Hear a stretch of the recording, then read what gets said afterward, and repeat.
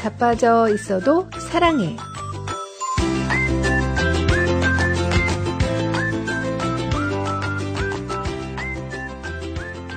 안녕하세요. 미주 복음 방송 자빠져 있어도 사랑해. 저희는 제임스 장, 크리스틴 장입니다. 제임스님은 본인의 은사가 뭐라고 생각하세요? 은사요? 네. 뭐부터 얘기를 해야 되나? 겸손은 은사가 아니신 것 같고. 네. 네. 저는, 그래도 뭐 한다면 이렇게 사람들 앞에서 네. 뭔가를 진행하는 거? 네, 이런 걸 제가 참 좋아하고 또 되게 열매가 있었던 것 같아요. 네. 그러신 것 같아요. 보통 사람들은 누구 앞에 서는 거 되게 부담스러워 하시는데. 맞아요. 제임스님은 맞아요. 그냥 사람들 많은 앞에 서는 게 편안하다고 하셨잖아요. 네, 제가 원래 그런 태어나면서 좀 그런 게 있긴 있었는데, 남들 앞에서 그런 거 타고난 거 있잖아요. 어린 아이 때 그쵸. 누구 앞에서 뭐 말하라고 하고 막 얘기해보라고 하면 되게 수줍어하고. 대부분 못하죠. 그렇죠. 근데 그걸 또 잘하는 아이들이 있었잖아요. 네. 있는데, 제가 어렸을 때 또 웅변도 배웠고, 네. 또 그런 서클에서 네. 그런 활동도 좀 했어가지고, 네. 굉장히 트레인이 더 돼서 부담이 저한테는 좀 덜했던 것 같아요. 네. 훈련도 되고 또 기회도 있었고 그러셨네요. 맞아요. 그게 좀 만들어준 게 있던 것 같죠. 네. 크리스티님은 어떠세요? 어떤 은사가 있으십니까? 네. 저는 제 은사가 뭘까 잘 몰랐을 때 제 남편이 제 은사라고 말해준 게 있는데요. 네, 그게 뭔가요? 제가 처음 보는 사람들하고 얘기를 잘한대요. 아이스 브레이킹. 네, 뻔뻔하게 네. 그냥 편안하게 얘기 잘한다고. 그것도 맞아요. 은사죠. 맞아요. 되게 좀 어색할 수 있는 자리나, 네. 그래서 좀 어르신들 있는 자리나, 좀 네. 이런 자리에도 가면 어떻게 좀 되게 쉽게 네. 얘기를 하고 그렇게 좀 아이스 브레이킹을 너무 잘하는 은사가 있는 것 같아요. 예. 그리고 저는 어르신들 좋아해요. 네. 예, 어릴 때 할머니 할아버지랑 가까이서 살아서 어르신들하고 얘기 잘해요. 그럼 이러다 보니까 둘이서 자기 자랑만 하는 느낌인데요. 네. 아무튼 오늘 우리가 함께 나눌 주제는 내 은사를 어떻게 알 수 있나입니다. 아마 이 질문은 교회 생활을 하다 보면 누구나 한 번쯤은 해보게 되는 질문일 것 같아요. 네, 맞아요. 교회에서 이제 봉사 요청이 들어오잖아요. 주보에도 보면 봉사자들 맞아요. 찾고 찾는다고 계속 오죠. 그럴 때 내 은사가 뭐지 하고 생각하게 되는 것 같아요. 또 어떤 분은 난 은사 없어요라고 말하면서 아예 시작도 못하곤 하거든요. 맞아요. 나 잘하는 게 하나도 없는데 내가 뭘 해야 될까. 나 봉사하고 싶은데 저 잘하는 게 없어요. 네. 그런 분의 고민을 한번 들어볼까요? 네. 저는 교회에서 봉사자를 찾는다고 할 때마다 고민이 됩니다. 뭔가 해야 할 것 같기는 한데 막상 나서려고 하면 망설여집니다. 나는 찬양도 못하고 말도 잘 못하고 몸도 좀 약한데 내가 나서면 괜히 민폐만 끼치지 않을까? 다른 사람들은 다들 은사가 뚜렷해 보이는데 나만 없는 것 같아요. 그러다 보니 늘 뒷자리에 서 있습니다. 하고 싶은 마음은 있는데 내가 은사가 없어서라는 생각이 발목을 잡습니다. 혹시 나는 정말 쓸모없는 사람일까요? 하나님이 나를 쓰실 자리가 없는 걸까요? 아니면 내가 아직 찾지 못한 은사가 숨어 있는 걸까요? 고민입니다. 봉사하고 싶다는 마음과 또 은사가 없다는 불안감 사이에서 늘 흔들립니다. 네, 이분의 사연 공감을 하시나요?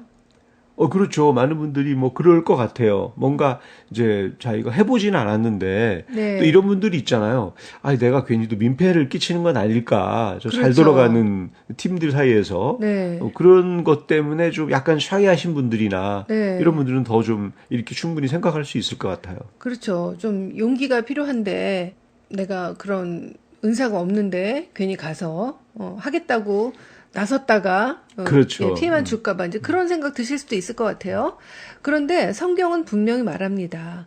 고린도전서 12장 7절 말씀, 각 사람에게 성령을 나타내심은 유익하게 하려 하심이라. 각 사람에게 성령을 드러내시는 것은 공동의 유익을 위함이라는 말씀입니다. 즉 모든 성도는 반드시 은사를 가지고 있다는 거죠. 누구나 다 은사가 있다는 거네요. 그렇죠. 하나님이 서로 다르게 나눠주셨지만 안 주신 분은 없다는 거죠. 그렇죠. 좀 다를 뿐인데 내가 갖고 있는 은사를 내가 모르는 거네요. 그럴 수는 있는 거죠. 맞아요. 네. 그렇죠. 나만 빼놓고 안 주실 리가 없는 거죠. 그럼요.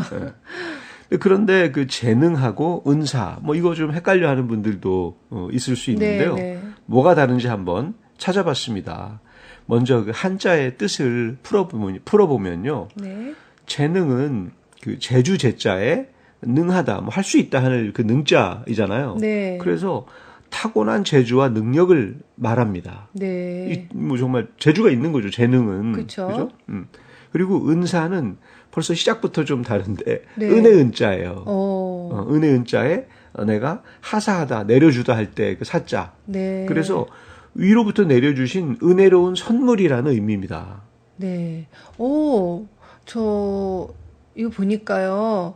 은사에는 뭐 잘한다, 능하다, 할 수 있다 이런 의미는 없네요. 맞아요. 그냥 은혜로 내가 받았다. 받았다. 선물이라는 의미네요. 그렇죠. 그렇죠. 예. 그래서 재능은 인간이 태어날 때 타고난 능력인데 반해서 이것을 크리스천의 시각에서 볼 때 하나님께서 은혜로 내려주신 선물이라는 의미로 그를 받아들이면서 그것을 은사로 표현하게 되는 것 같아요. 예, 맞아요. 내가 그냥 뭐 내 재주나 재능이라고 한다면 네. 그냥 내가 타고날 때부터 그냥 나한테 있었던 것, 네. 또 내가 뭐 이런 의미로 보는 거에 비해서 은사라고 하면 뭔가 내가 위에서 그냥 은혜로 받은 것. 네. 그죠? 그런 뭐 시각이 좀 다른 거죠. 그러네요. 그러니까 같은 능력이라도 세상 사람들은 그걸 재능이라고 표현하면서 내 거. 그렇죠, 그렇죠. 이건 내가 노력한 거 아니면 내가 가지고 있는 거. 네. 이렇게 생각한다면 은사는 하나님이 나에게 주신 것. 맞습니다. 특별한 목적을 가지고 주신 것. 이걸로 받아들이게 되는 거네요. 그렇죠. 그래서 그 의미가 다른 것만큼 은사는 그 목적이 있을 거 아니에요. 네. 하나님이 왜 주셨을까요? 네. 그건 하나님께서 공동체를 위해서 쓰라고 주신 것이기 때문에 그래서 내 재능을 하나님께 드리고 네. 그죠? 믿음으로 사랑으로 또 교회를 위해서 사용하면 우리가 받은 은사의 목적을 이루게 되는 거죠. 네. 그 은사를 주신 목적이 공동체를 위해서 사용하라고 주신 거라는 거예요. 네.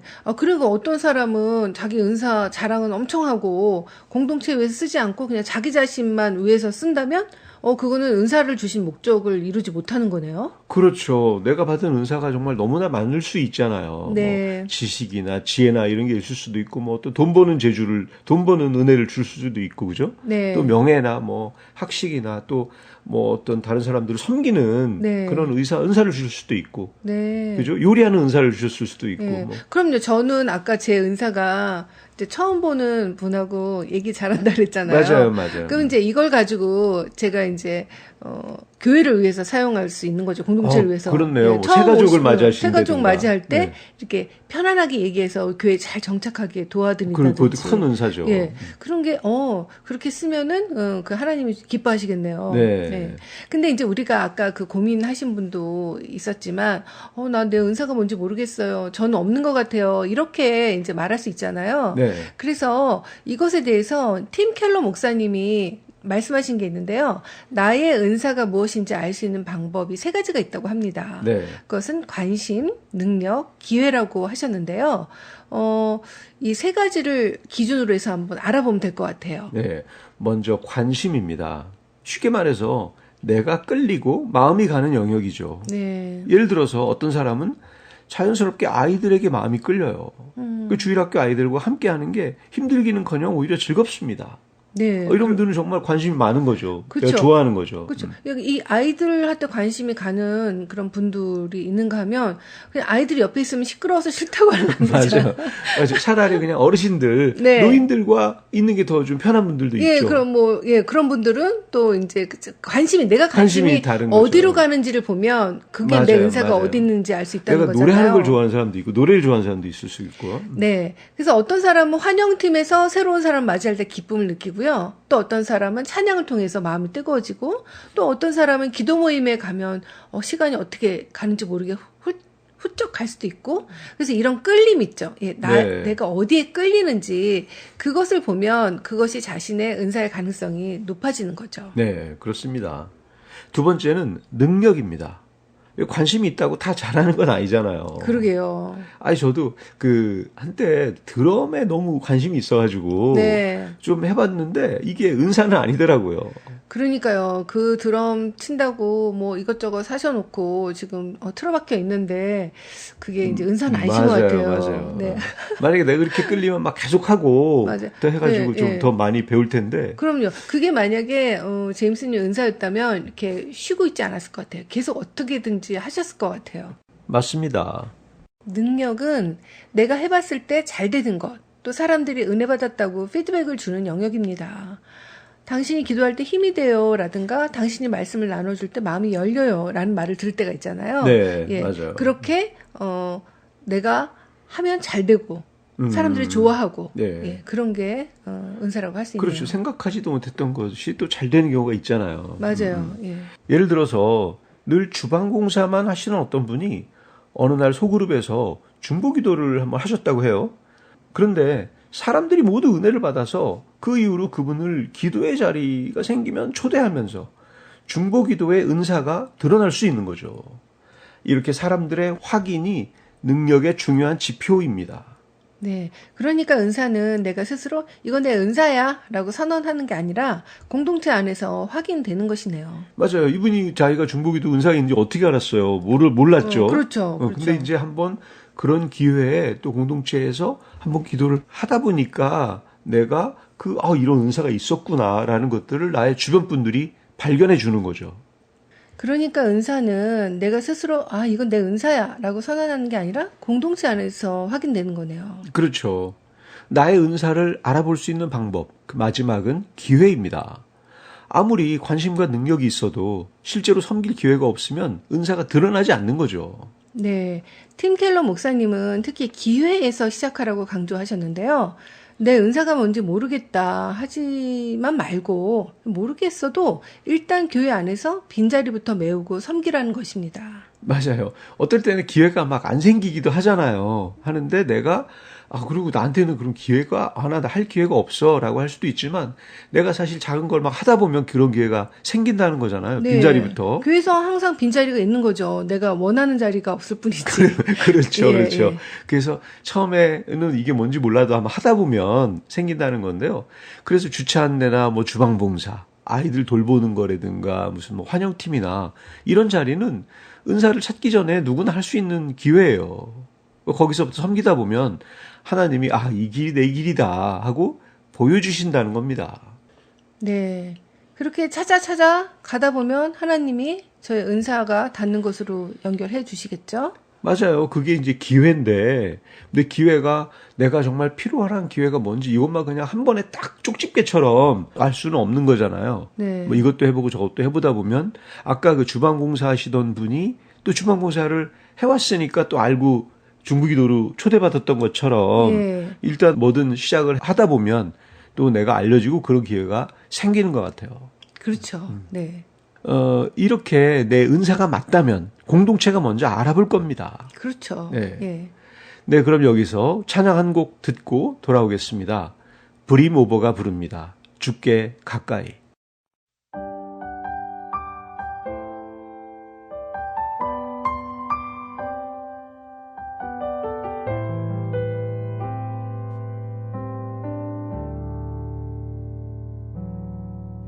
주께 가까이 날 이끄소서 간절히 주님만을 원합니다.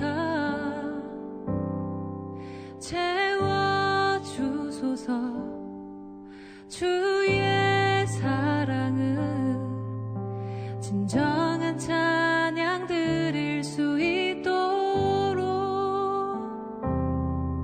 주께 가까이 날 이끄소서 간절히 주님만을 원합니다. 채워주소서 주의 사랑을 진정한 찬양 드릴 수 있도록 목마른 나의 영혼 주를 부르니 나의 맘 만져 주소서 주님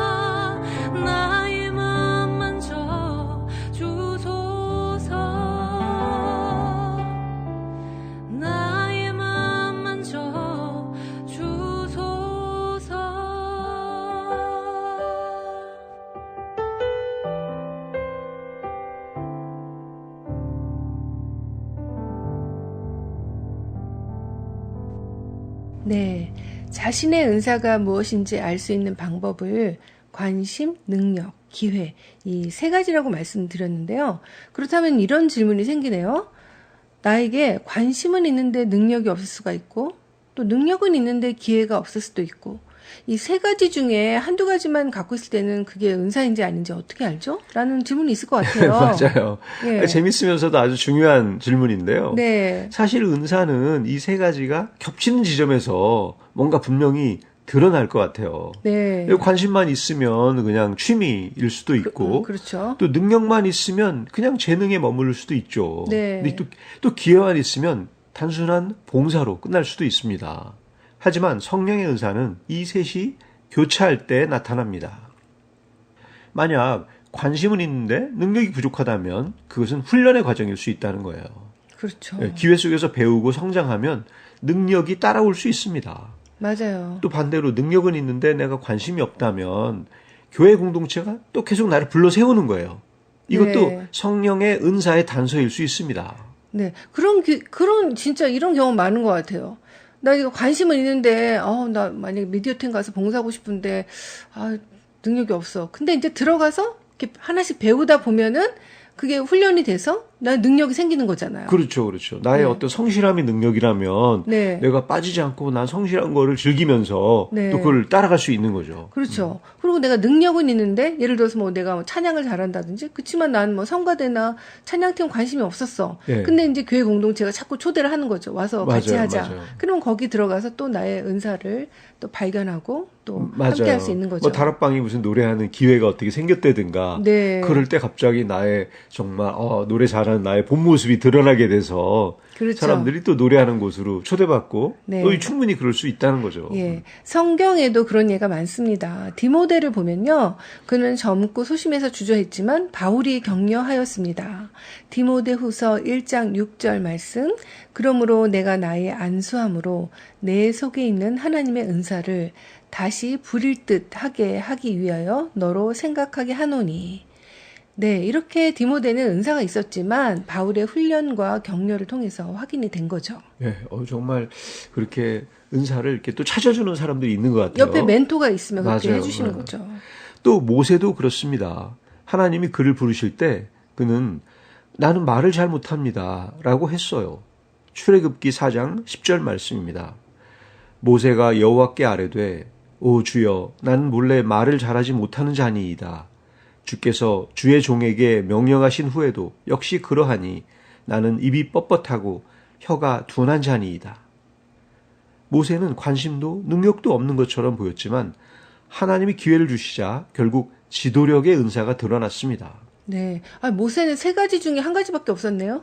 그는 관심도 없었고, 능력도 없었고, 근데 하나님 기회를 주신 거. 그렇죠. 네. 그걸로 인해서 말 못한다고 이렇게 버벅대다가 나중에 얼마나 큰 지도자가 됐어요. 맞아요. 모세는 지도력이 있었던 거죠. 맞아요. 근데 그 지도력이 뭐 말이나 뭐 이런 걸로 하는 게 아니잖아요. 하나님이 이제 부어주신 거죠. 맞습니다.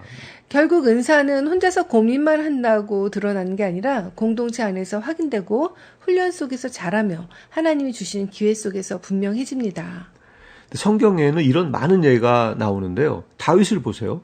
그는 처음부터 왕으로 부름받은 게 아니었습니다.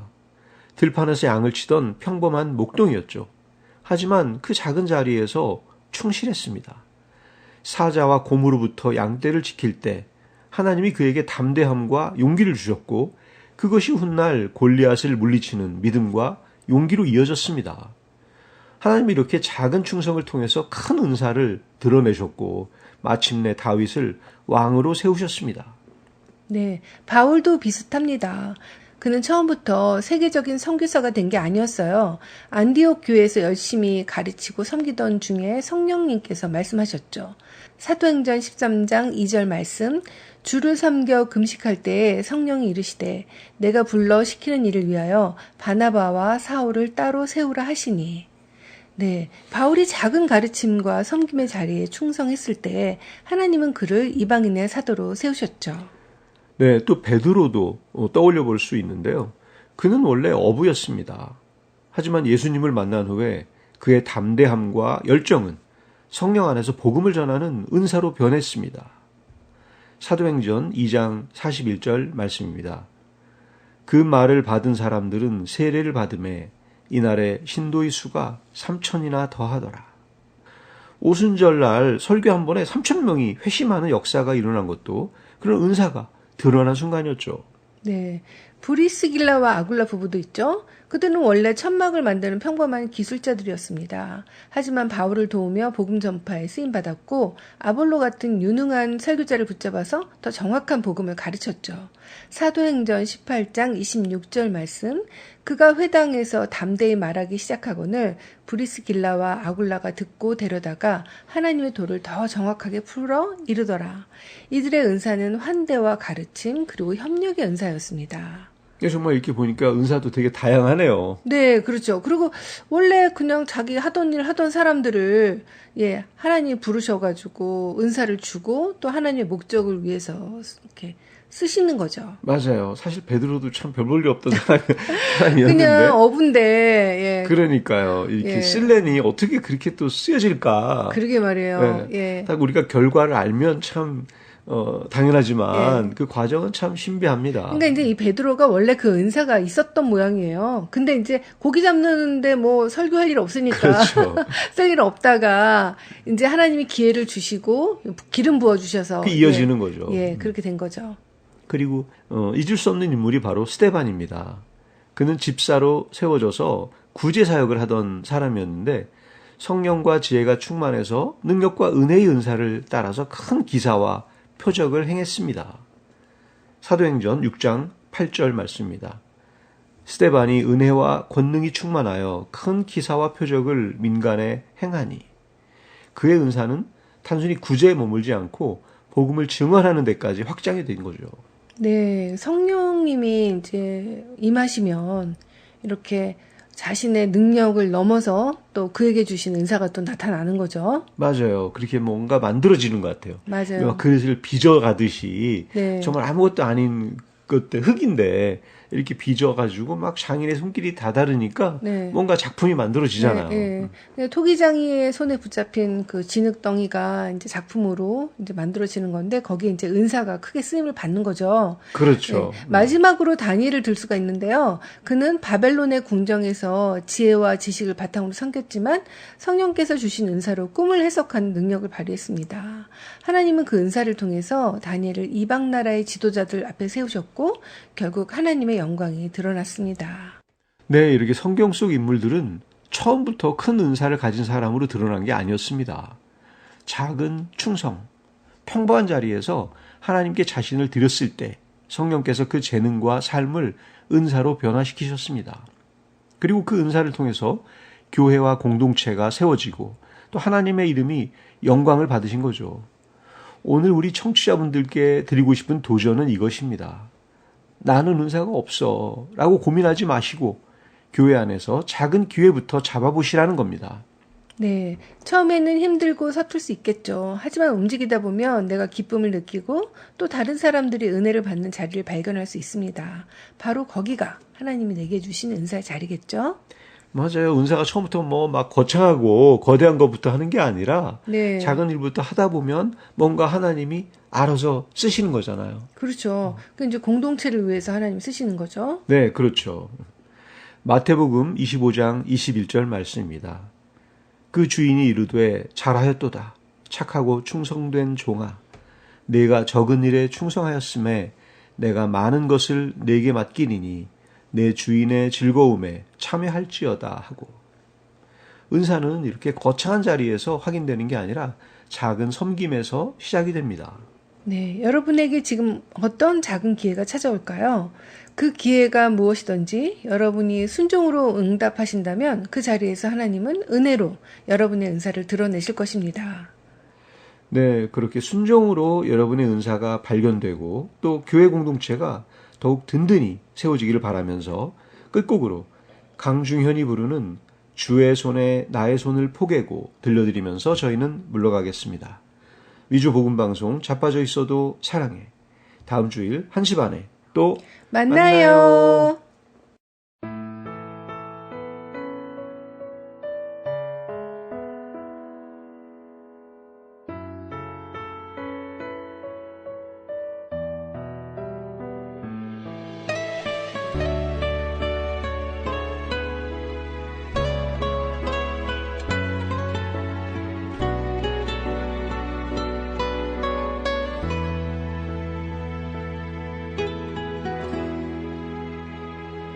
주보혈 날 정결케 하고 주보혈 날 자유케 하니 주 앞에 나 예배하는 이 시간 나의 모든 것을 주께 드리네. 주의 손 날 위해 지키셨고 주의 발 날 위해 박히셨으니 이제는 내가 사는 것이 아니요 오직 주를 위해 사는 것이라.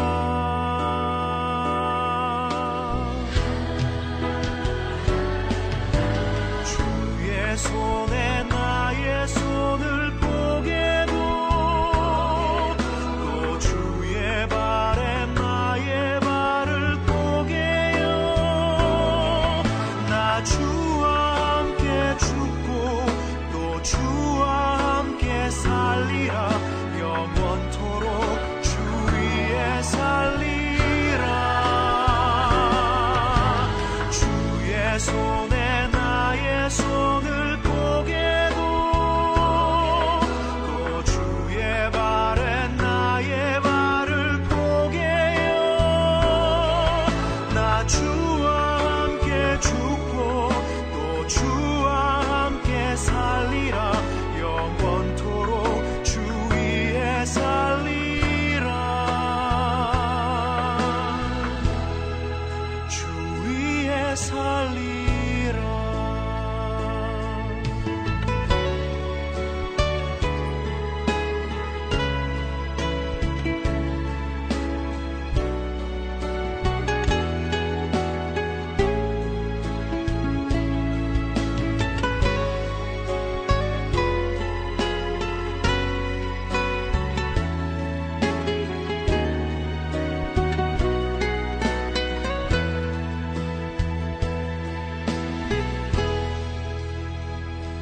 주의 손 날 위해 지키셨고 주의 발 날 위해 박히셨으니 이제는 내가 사는 것이 아니